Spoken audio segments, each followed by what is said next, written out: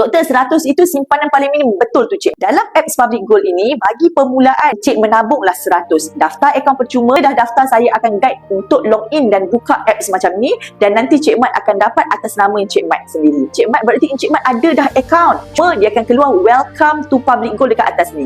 Dan tak ada lagi nombor PG code. Nombor PG code ni akan diberi kepada ahli Public Gold yang dah aktifkan akaun dengan pembelian emas pertama.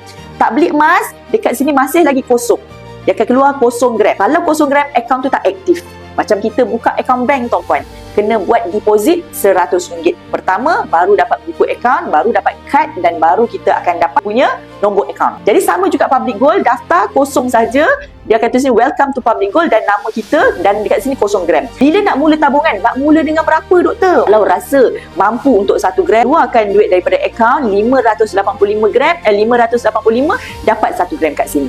Buat online banking. Kalau rasa nak try dululah, doktor, saya nak daftar, saya nak try je, nak bubuh RM100 saya. Nak try RM100, tekan top up.